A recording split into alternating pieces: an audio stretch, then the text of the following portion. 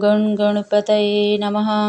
बुधवार व्रत कथा। एक समय की बात है कि साहूकार अपनी पत्नी को लाने के लिए अपने ससुराल गया। कुछ दिन रहने के बाद उसने अपनी पत्नी के साथ अपने घर आने की सोची। दुर्भाग्य से उस दिन बुधवार का दिन था। लड़की के परिवार वालों ने कहा कि आज बुधवार का दिन है, जो कि किसी कार्य हेतु शुभ नहीं माना जाता है, इसीलिए आज तुम मत जाओ। किंतु साहूकार ने किसी की एक न मानी और पत्नी समेत अपने ससुराल से घर की प्रस्थान किया। रास्ते में साहूकार की पत्नी को प्यास लगी। उसने साहूकार से कहा। साहूकार ने कहा, तुम बैलगाड़ी में ही बैठना, मैं पानी लेकर आता हूँ। जब वो पानी लेकर आया तो उसने देखा कि उसकी शक्ल का एक आदमी उसकी पत्नी के साथ बैठा है। तब उसने जाकर उस पुरुष से पूछा, तुम कौन हो? तब उसने कहा, मैं साहूकार हूँ। और फिर दोनों के बीच में झगड़ा शुरू हो गया और वहाँ लोग और कुछ सिपाही आ गए, जिन्होंने उस स्त्री से पूछा, तुम्हारा पति कौन है? तब वो उसका उत्तर न दे सकी और साहूकार अपने मन में कहने लगा कि ये प्रभु की कैसी लीला है। तब आकाशवाणी हुई और बोली, मूर्ख, आज बुधवार का दिन था, तब भी तूने आज ही गमन किया। ये सब भगवान बुद्धदेव के प्रकोप से हो रहा है, वे तुमसे रूठे हुए हैं। तब साहूकार ने भगवान बुद्धदेव से क्षमा याचना की। तब वो आकाशवाणी खत्म हो गई और इंसान के रूप में आए बुद्धदेव भी अदृश्य हो गए। और फिर साहूकार अपनी पत्नी संग घर गया और भगवान बुद्धदेव की पूजा की। जो भी इस व्रत कथा को सुनता है, उसको बुद्धदेव की यात्रा करने का पाप नहीं लगता।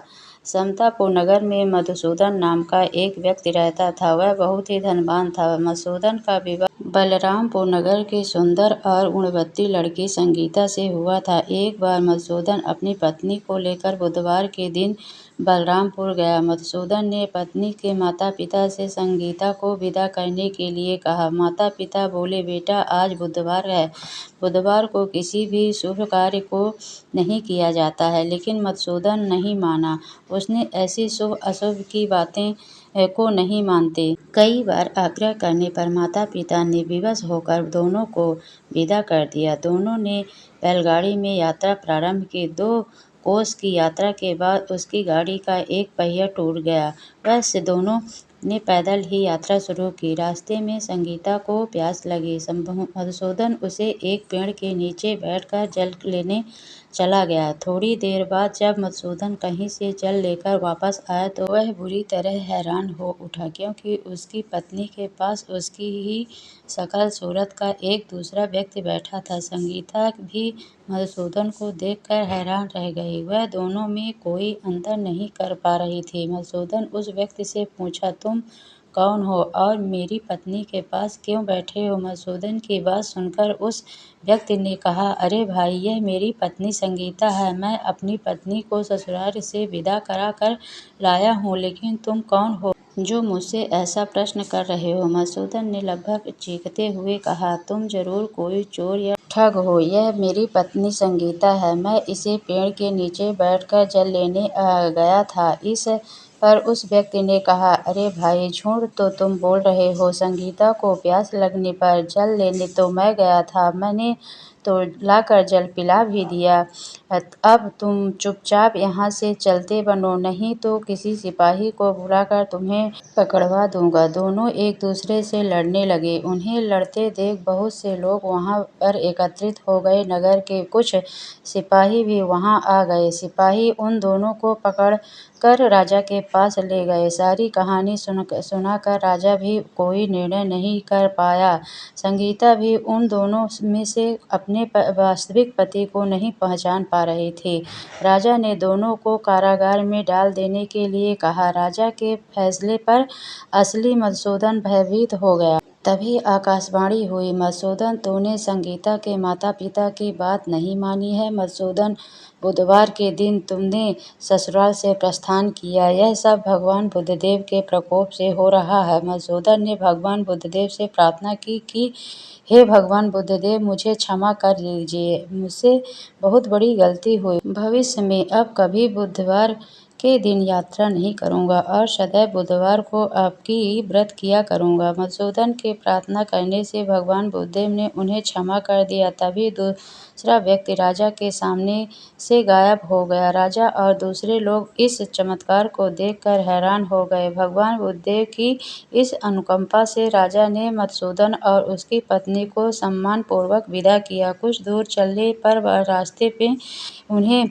बैलगाड़ी मिली गई। बैलगाड़ी का टूटा हुआ पहिया भी जुड़ा हुआ था। दोनों उसमें बैठकर समतापुर की ओर चल पड़े।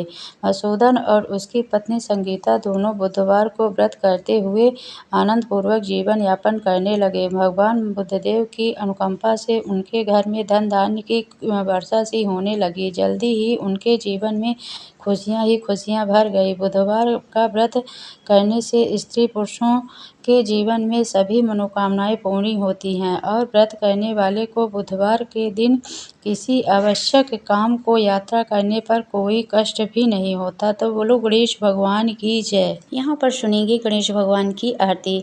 जय गणेश जय गणेश जय गणेश देवा, माता जाकी पार्वती पिता महादेवा, एक दंत दयावंत चार भुजाधारी, मस्तक सिंदूर शोए मूस की सवारी, पान चढ़े फूल चढ़े और चढ़े मेवा, लड़ुअन का भोग लगे संत करे सेवा। जय गणेश जय गणेश जय गणेश देवा, माता जाकी पार्वती पिता महादेवा, अंधन को आँख देत कोढ़िन को काया, बांझन को पुत्र दे निर्धन को माया, सूर श्याम शरण आए सफल कीज सेवा। जय गणेश जय गणेश जय गणेश देवा, माता जाकी पार्वती पिता महादेवा, दीनन की लाज रखो शंभु सुत बारी, कामना को पूरा करो जगे बलिहारी। जय गणेश जय गणेश जय गणेश देवा, माता जाकी पार्वती पिता महादेवा।